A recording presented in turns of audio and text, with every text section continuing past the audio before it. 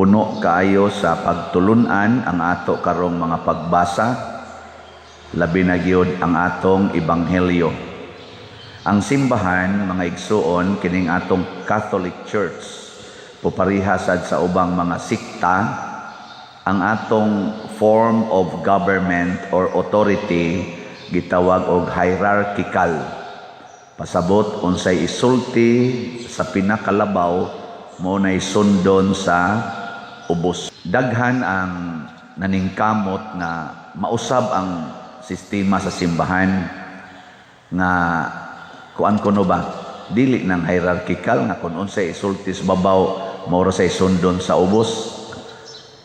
Ana, pero ang wa masayri dinhi sa atong tinuhuan, sa atong relihiyon, mao ang instruction ni Kristo para sa nangulo. Mo nay wa mahibaw o sige, sundon gina natong nas babaw, padung ris ubos, diktadorya man na. Way kalainas komunista nga sundon yun. Ang dakong kalainan mao kini. Ang atong unang pagbasa naghisgot unsay kinaiya sa tinuod nga pangulo. Muna si San Pedro ni claim siya, ako gitudlo man kong pangulo, mao sad ni akong itudlo ninyo. Unsa may kinaiya sa pangulo kuno? Ang una, ang pangulo kinahanglang saksi sa pag-antos ni Kristo. Unsa man ang saksi? In English, witness. Unsa may meaning sa witness? Wa kay ba? Present siya sa pagkahitabo. Pasabot og mingkang saksi ko sa pag-antos ni Kristo. Ang pasabot ana, akong gihimong present ang pag-antos ni Kristo, gisunod nako ang pag-antos ni Kristo. So ang leader di ay kinahanglan gyud kamaong muantos. Di ba? Pangita mo ron diri mga kandidato nato karon na kamaong muantos. Kay usahay ko ning ato mga leader dili muantos na musubay sa traffic. Magwangwang, mo counterflow pa. Nya ang mga tao intawong dugay nang nag-antos sa traffic, mao na no ipapadaplinon kay muagi ang mga leaders. Unsa ang klasihas leader? Ingka gadali manggod mi, kami day wa di ay. Kamura day gadali, maliit manggod mi, kami di ay. Di may maliit aning tungod aning traffic, nganong traffic na kayo ni. Nya kinsa man ang saan traffic sa mga leaders nganong gialaw na nilang purting daghanang sakyanan gamay ra tag karsada. Nya dili pa gyud pamutlo ng mga kahoy nga naka-encroach karsada. Di doon ay panahon nga ang three-way mahimong two-way, ang two-way mahimong one-way. Ano na siya? Apselo ako ha. Kay mo na siya ikuan kamatuoran. Muantos. Tanaw ninyo ron, kini inyong parish priest, andam ni mo antos ninyo. Antos tagbaligyag slato eh. Ikaduha nga kinaiya sa usa ka leader nga sama sa gitudlo ni Kristo. Kinahanglan kunong dili maghari-hari sa mga tao nga gipiyal ngadto niya, kung dili mualagad. Servant leader. Munang ningon si Kristo sa iyang tudlo sa mga apostoles, kinsa kaninyo ang gustong mahimong labaw sa tanan, kinahanglang mahimong ubos sa tanan ug mag-alagad sa tanan. Kani mo'y ikaduha nga kuan atong makita nga mahimo ra jud kang leader sa simbahan kung ikaw mag-antos para sa kaayuhan sa uban og mualagad sa tanan, dili magsigig diktar. Ambot og nag-alagad baka kustanan pero basta inana na siya.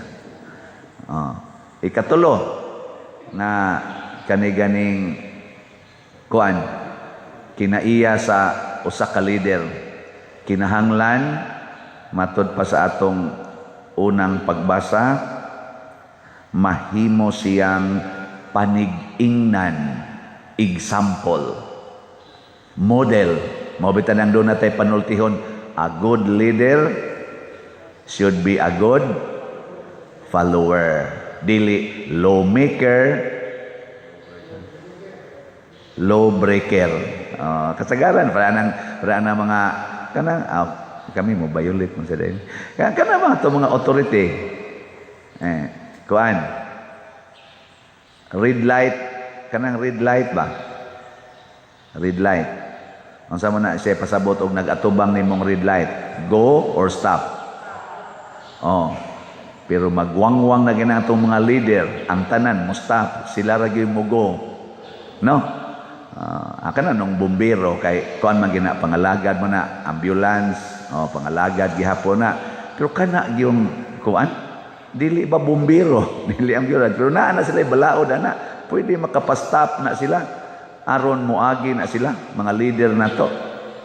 Ana, labi na nakabutang nga mga marka dias ilang sakyanan. Nya mutingog din ng asas iking tay. Nya dinhi simbahan. Dili ni violator ang inyong pare.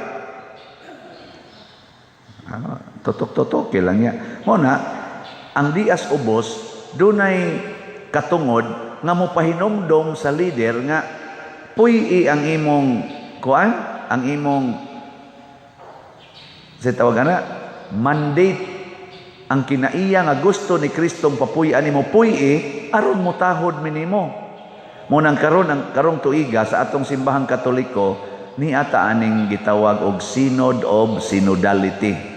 Magsinod karong tuiga kanabang mag-abot ang mga tanang mga leaders nato o mga representatives sa laing sektor nya sige sa ron tagpanguha og mga kanini ang gitawag nato mga survey gikan gyud sa kinabag-an nga mga Katolikos tibuok kalibutan aron dad-on ngadto sa babaw ug mahibaw-an sa atong mga leaders unsaon nga ang simbahan mahimog yung usa kanabang usa ka panaw sa nagkahiusa nga katawhan sa Ginoo.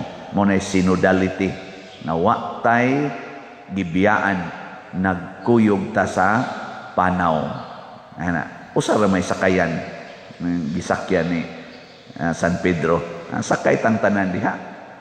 Nya mo na mangutana ang atong mga leaders unsa may gikinahanglan sa atong katawhan aron dili na sila magsigig hisgot ditong mga butang nga sila ra ginahibaw nya kita din sige lang tagdawat kung dili manminaw sila unsa may atong gikinahanglan aron mao say ihatag.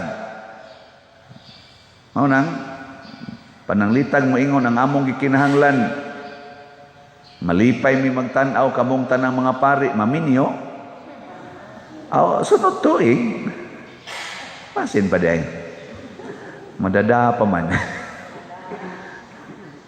nya human mabati di sa tingali human mabati sa leader ang pulso diris ubos iya dayong pangutanon ang pinaka-leader nga mao si Kristo ang atong maayong magbalantay hain man ani ang among tubagon ug unsaon maninamo pagtubag kay ang final say kay hierarchical man kita ang final say dili ang Santo Papa dili ang mga obispo dili sad kitang mga tao kundi ang Ginoo. Muna gitawag na pud na siya og meditation discernment dinhi sa simbahan mo discern ba magpa-enlighten ta sa Holy Spirit nya kining maong kinaiya sa simbahan dinhi sa kalibutan mao sa don ta ni ang atong kinaiya no dihas inyong balay kamo mga ginikanan maminaw mo isultis inyong mga anak minaw mo maayo di ay nya ini human ninyog paminaw mudritso mog tubag o mangutana sa amos Ginoo nanglitan imong anak nga 12 anyos nga babay moingon na siya na nabaya ko'y uyab ang sama imong reaksyon isip inahan isip amahan na nakoy uyab akong classmate ana Mura jud ko mabuang og di mi magkita. Ana. Unsa may isulti? Di pangutana sa Ginoo. Ayaw siya, ha? Unsa? Ditso mo nitag react. Ayaw ana. Ikaw giingnan ba ti ka ha? Kabuang nga bata pa kikasta na. Unsa ang paglampos tibok eskwela mo na imong batasan? Ayaw. Pangutana sa Ginoo, Lord, nakauyab man ni siya. Unsa mo unsaon ako pagsulti. Ang Ginoo na imo istorya nimo. Sa kanang imong anak, hilig ra ba kay na mag short og mubo, lakaw-lakaw kay ikaw man say gisunod ana kay utrom sa kang mag short og mubo. Ingna lang na siya nga okay ra gid nang magkauyab pero wa lang usay hikapay. Nga ayaw pagsulob-sulob ana mga sexy kung magkita mo kay matintal man mo ana. Nga ang sala ra ba mao nay makapaimpierno. Ang pagpanguyab dili sala. Ang inyong paggamit unya sa inyong lawas diha sa pag-uyab-uyab mao'y peligro. Mulapas niya most boundary. Ana, ay humala na, igsunod buwan, gasuka-suka na. Ngano man kaday, napas mo ka, mabdos ko. Ana, sa may isulti? Nabdos man. 13 anyos.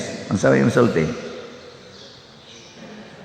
Ayaw sa, ikaw mo dayo, tamparos dayon, yaw dayon, wak yung ka maminaw na ako, gahit yung ka go, anak din ka, yaw, basta imo nang buhaton, igsunod adlaw, gabitay na naspisi. Di ba? O nag-inom na nag-muriatic acid.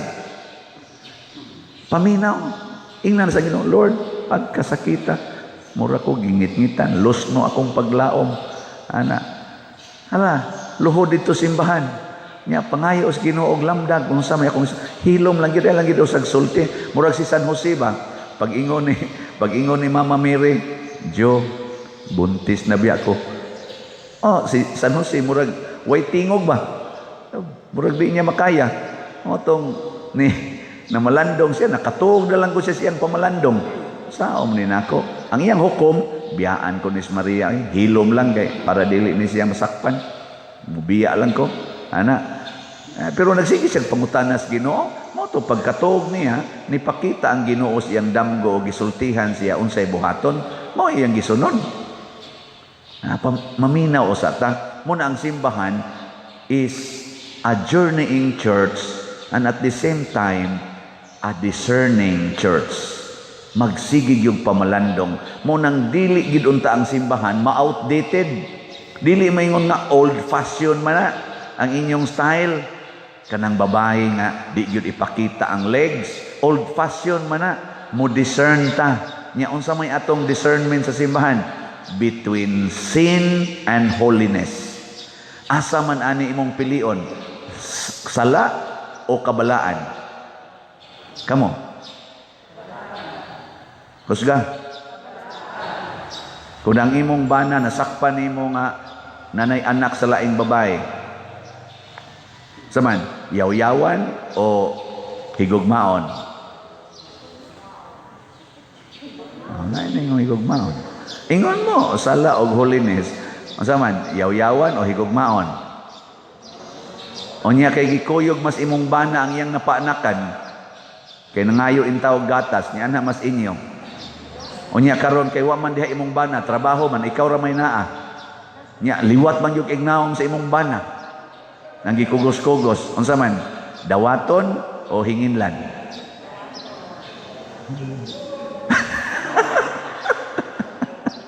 bugnoon mga animal mo dagko mo lagi na ang discernment dili diha mag-agad sa old fashion or karaan na kaayo ni nga style dili oy kani nga maong style nga karaan makapalikay ba sa sala o makapadugang sa sala og makapadugang sa sala kuhaa ayaw nagsunda ilisig bag-o mao na ang simbahan magsigig discern kay dunay mga bag-ong sitwasyon sa atong katilingban nga dili na pwede i-apply tong una kay posible tang makasala usahay sa ning taga-simbahan nga gusto mo itong una nya moingon mo din sala na inyong gibuhat kanang pari magatubang sa mga tao nya magyaw-yaw nagbisaya sala na Latin yun ambot lang Nakadugang baka ni sa sala ang pag-atubang sa pari ninyo? Nakadugang sala? O papa sa sala? Ambot lang, ako kay ba? Kamu lang, kamu hukom. Kinahanglan yun, ug kalawat, luhod yun, nya, ba yun. Di na pwedeng kamot. Ambot, sala ba na, o garis kamot? Nya, dili yun sala, o naas ba. Di ba na inighungitin mo sa ba nga, ang dila da puwa paskindi. Di na sala. Dili sa tingali. Niya ang kamot sad. Inigdawat na sa gisuwat nga numero sa sweltris. Sala na. Dili. Ambot lang. Wako kibaw. Ika na inibaw. Ug wa kay respetos Ginoo, bisan pagbaba pa naagi, bisan galuhod pa ka. Ug maura na action na atubangan, wa nay kapuslanan noy. Ang tanaw sa Ginoo ang kasing-kasing. Ug aron kita makahatag og tin-aw nga discernment ngadto sa Ginoo dinhi sa simbahan, kinahanglan kitang muila nga wa gilaing nagbantay nato ang Ginoo ra gyud. Muna sa ato dinhing salmo niingon gid diri, magbalantay kanako ang Ginoo, wala nay magmakulang pa kanako. Kinahanglan gyud dili kitay magbantay. Ikaw asawa ayaw nagbantay ang imong bana, higugma ana ang gabantay ana ang Ginoo. Mo nagadto na musaka sa pikas bay, ayaw ka balaka kay nagbantay ang Ginoo didto. No? Ayaw na pagsigingon, asa man tong animal? Ingna lang nga, naman Ginoo gabantay. Lord, you are everywhere. Og di na mo reply ang imong bana nimo, inig-text nimo, nyag imong tawagan out of coverage area, ayaw na pagsaligan ng cellphone. Unsa man? Ginoo. Lord, ikaw man ginagbantay sa kong bana. Og ikaw sad bana, nagbantay sa kas imong asawa, ayaw. Ang Ginoo mo'y pabantayaan ang imong asawa. Nya pagtan-aw nimo giagbayan sa pare siya, naagi den Ginoo. Kay ang pare may representatives Ginoo. Salamat Lord, imo jong giagbayan, di ba? Nya pagdayong uli sa inyo gihagkan pa sa gikisan pas Ginoo. Do ta ginihan niya ako asawa. Di ay tanawa sa doy og sala na bana og dili. Unsa man sala na dili? Ano bang pare ba agbayan imong asawa niya hagkan pa gyud sala na dili? Kusga kay mi kadungog. Di mabati. Na sala gina siya, dakong sala. So ato nang hunongon, doon na kay katungod sa pagtambag, bisan pagpari na, bisan pag-obispo na, bisan pag Santo Papa na, mo na ang gitawag og synodality. Parehagod sa atong lawas, ang umoy gabuot, pero ang tiil ug matunok, iya ginang sultihan ng ulo nga ayaw pagsiglakaw kay sakit kayo. Pahuway usa diha, lugitas aning tunok, di ba? Kung ang dila luasan, moingon gina ang dila sa utok nga sa ulo nga ay kun pagsigyaw-yaw diha, sakit ba kaya kung sigbag-imbag kaya nitambali sa ni luas nako. Di ba? Mo signal kita, mo namingon ta, padre, ingnon Dios bana padre. Ayaw sa tigil sigig agbay na akong asawa padre kay sakit kay na para nako. Nya mingon din pare hinigala manguna bride. Yang imo sang asawa, ikaw ba? Silusudog ikastanan nga close ra man guming father God. Wa ra gid na ni father. Ayaw. Gisakitan ako dire. Ayaw ana. Mo sa tingalan na mong isultis madre nga, ter, sakit na kay na imong gibuhat ter. Nga dili man kamo text na ako og textan ti kag I love you. Ana ba? Mingon sang madre, sala man gud na father. Ana, sorry ter ha. Ana pa hinumduman sa dang pare. Usahay sad danim sad misa I love you. Nga. Akamura di madani ana nga danim sa nang pare. Pero tanawon lagi nato hain ang sala, hain ang dili. No? Ug mao kini ang atong gibuhat sa simbahan. Mao kini ang authority sa Ginoo. Hinaot unta ato ning puy-an. Mao bitaw kining atong namalit og slots. Malangit kini sila. Ngano man? Ang taga-Canada, ang taga-Amerika, Australia, taga-Hong Kong, Japan, bisag asang suok sa kalibutan. nangilabot sa ato dinhing panginahanglan. Ngano man, tungod kay nagkausar ta kasimbahan, naay panginahanglan. Ang leader na mo iningon, naay panginahanglan ang simbahan. Hala, support sa tangtanan. Sama sad nga ang atong simbahan mo support sad sa tagsa-tagsa. Wa sila'y sin, ala, hatag tagsin, kutob sa maabot. Way pagkaon, manghatag po tag pagkaon, kutob sa maabot. Tungod kay ila sadang panginahanglan. Nya kay naaman say panginahanglan, magtukod tag kapilin niya, ni asa tay mga projects din ala mo announce ko, ala palit sad mo diha. Nya atong gituyo ng slot dagang mo tanak unsam nang slot pa din ako gamayng bahin sa dako nga panginahanglan. Gamayng bahin sa dako nga panginahanglan. Nya mo palit gani kaana nakatampo nakaskasulbaran sa dakong panginahanglan. Tungod lang anang imong gamayng bahin, one slot. Di ba? Nya ang grasya nga imong madawat maong ang grasya sa dako sa tibuok nga kaning project. Pratang healing and deliverance. 10 million ang atong kinahanglan. 10,000 katag 1,000. Palit kag 1,000 slot. Unsa man? 1,000 usa ka slot, di 1,000 imong paliton. Ang imong madawat total nga healing and deliverance. Isawa man lagi ko maayos akong cancer pa der. Ni grabe man noon. Deliverance siguro imong nadawat. Dili healing. Ang sama ng deliverance, kana bang wag tangon ang imong kahadlok. Wag tangon ang imong kabalakan ining kamatayon. Nganuman, kay matod pa ni Kristo, bisan ang kamatayon, dili makabuntog ni ining maong simbahan. Unsa may pasabot ana, nga inig kamatay ninyo nga naa mo sa simbahan, mabanhaw mo sa kinabuhing way katapusan. So don't worry, you must be delivered from that fear of death. Di ba? Di man mo gyapon kasabot, sige na, nindog na ta.